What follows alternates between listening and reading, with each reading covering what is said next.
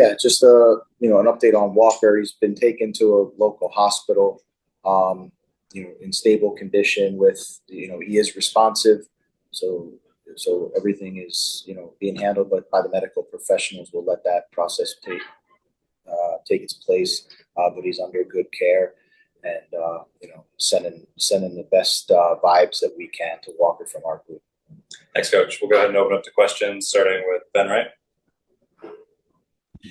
Yeah, BJ, it felt like you guys started the match really, really well, and were able to create a lot of chances from possession. And then even before the injury to Walker, it felt like Charlotte kind of got more of a foothold and were able to do a little bit more.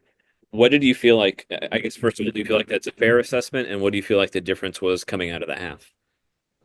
Yeah, I think it's a tale of two halves. I thought in the first half we really controlled the game, both with and without the ball.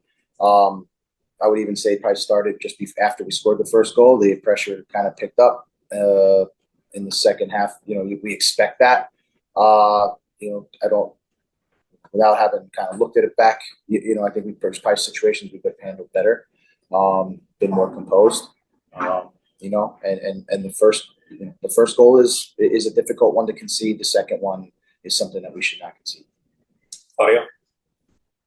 Go ahead, Claudio. BJ, I know it's frustrating, like anytime you guys lose a game, but it seems to me that in the last couple of games, obviously Cincinnati and this one, for so much of the game, you guys were the best team out there.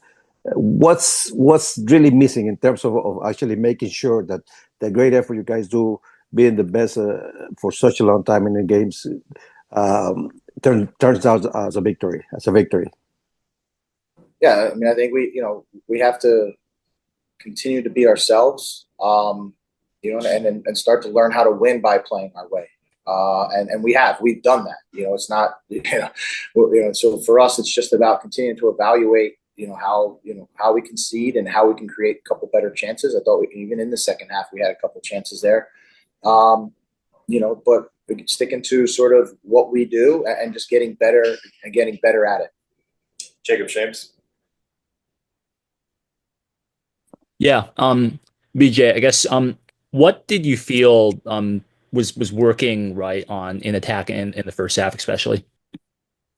Yeah, I thought in the first half we were able to find space between the lines. Down the right side, I thought we were able to at least establish possession, and the opportunities where we were able to go down the right side and I think get it across the field. We were able to create some dangerous moments. So I was really proud of the group and the way that we remained in control, and had the and was able to sort of move ourselves as a team up the field.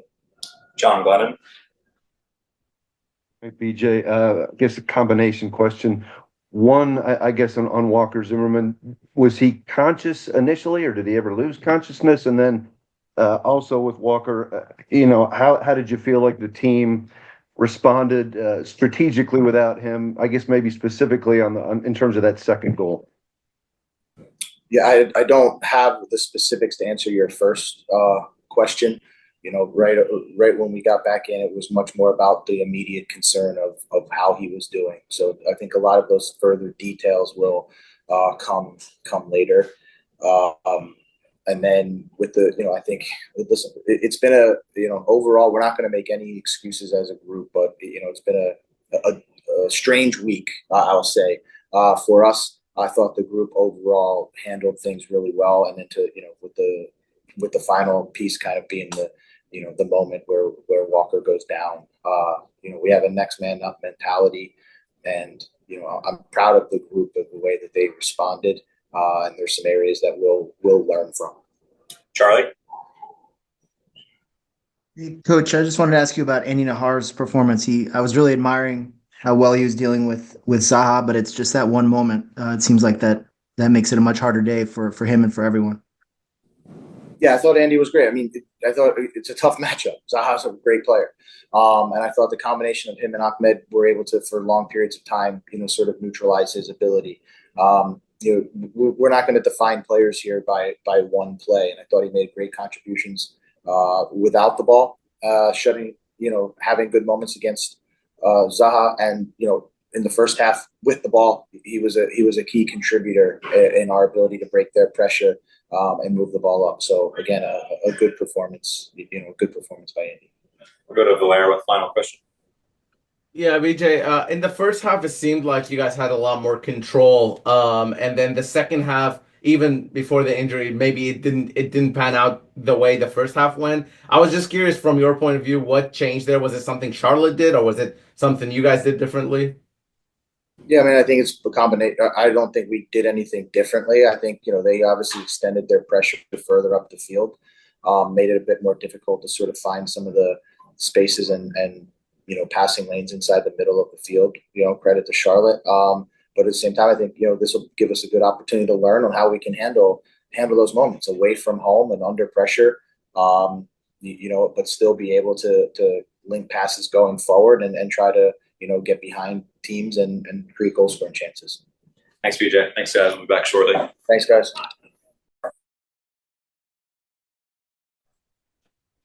All right, everybody, we're back with Nashville SC defender Dan Lovitz. We'll just go right into questions. So please use the hand raise function if you have them. We'll start with Claudio. Dan, how much did the game change for you guys in terms of how good you were playing in the first half and the built-up pressure they brought in? I'm talking about Charlotte as soon as they came into the second half. Yeah, obviously, I think as most games are, a tale of two halves. I think this one was pretty easy to tell. They made some adjustments, and we didn't necessarily have the best start to the second half, but I think there were some openings and some opportunities for us to, I think, do a little bit better a job of keeping our foothold in the flow of the game. I think we could have improved on that a little bit maybe, but other than that, it was a very stop-start second half for a lot of different reasons. But we knew they were gonna press, and it wasn't anything that we weren't really expecting, to be honest. Jacob James. Yeah, Dan. You have 3 assists now this season, and I don't know if you were credited with an assist on Hani's goal in the first half or not, but I guess what has enabled you to, I guess, be as productive as you've been, getting forward and contributing to the attack this season? It's a good question. I mean, I think realistically, being given a little bit more license to play a more balanced game as it pertains to the position and the role that I'm playing. Game plans change and styles of how teams play change. And so my focus has been being able to execute what's being asked of me at as high a level as possible and being able to improve that from week to week. So I certainly am comfortable getting involved in the attack. It's not like I'm trying to relearn a skill set, but I know that I can help the team and, more importantly, put some of our most dangerous attacking players in better spots consistently to score goals. So I'm thrilled anytime I'm able to do that, and the ball ends up in the back of the net, great. But just being up there and being able to help guys look good and feel confident is all part of what I'm trying to do. So it's been a good thing. We also have Andy on the other side who's doing a fantastic job of making teams focus on him moving forward. So I think finding the balance between us and then on our sides respectively is adding a new dimension to our game as a collective. But, just putting my head down and trying to focus on getting better each week. And, statistics are great, but I think our process and the way that we're playing is pretty clear to see. And I think we take a lot of pride in that. Ben, right?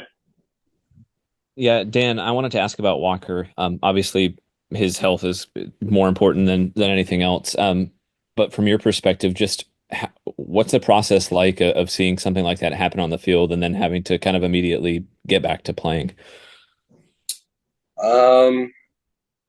That one is difficult only because of what happens afterwards. But quite frankly, I've played with Walker long enough to see him put his head in some crazy situations and to go in.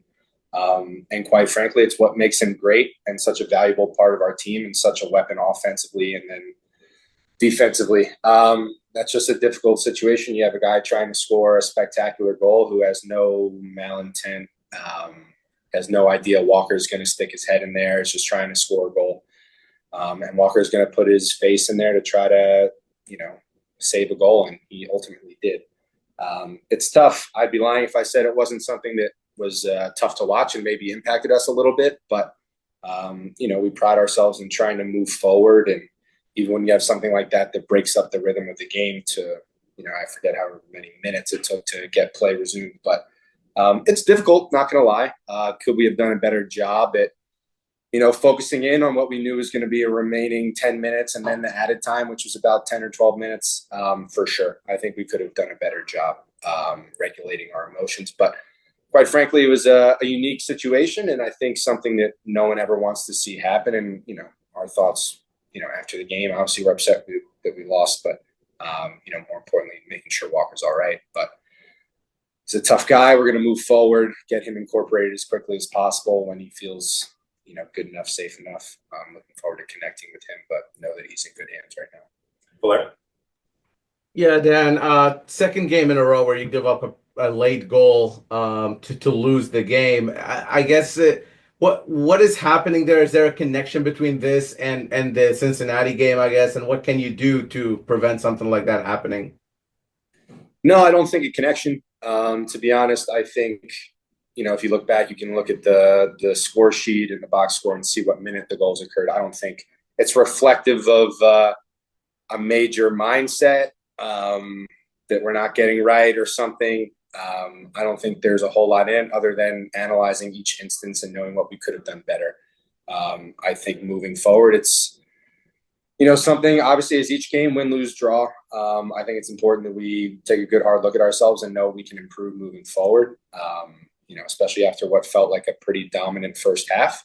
And there's a lot to pick out of that, but as it pertains to the late goal, there's always something that goes wrong if you're getting a goal scored on you. So it's good to have those learning experiences, and it makes us better. But no, I don't feel like there's anything in there that's symptomatic or where the group is mentally or anything. I think it's just something we move forward with and, make sure it doesn't happen again. We'll go to John Venom with the last question. Yeah, and I just had one follow on the Walker Zimmerman situation. On the second goal that Charlotte scored, kind of a chip ball, it's behind the defenders and in front of the goalie. Is that a situation where potentially, if Walker's there, communication in those kind of situations is key? Could that have made a difference there with obviously his experience and comfort level with everyone around there? I understand what you're saying. I think realistically, Walker's an impactful player, and he plays a big part of how we defend many different phases of the game and many different important moments. But we have the luxury of training with this whole roster every day, and we've been through preseason. We know guys know their roles, and quite frankly, we have a lot of really good defenders on this team, and so we're super confident in what people are able to do in a given moment when they're called on. So having a little bit of a shakeup at that point in the game is certainly a change. We're aware of that, but it's business as usual, and the objective changes and doesn't change, and how we move and how we coordinate and communicate, as you mentioned, stays consistent throughout the team. So it's unfortunate to give up a goal, because then you can try to attribute that to, Walker not being in there. He makes big plays. We have other guys that make big plays too, and I think that's something that we're not going to, dwell on too much. Thank you, Dan. Thanks, everybody. Appreciate it. Thanks, guys.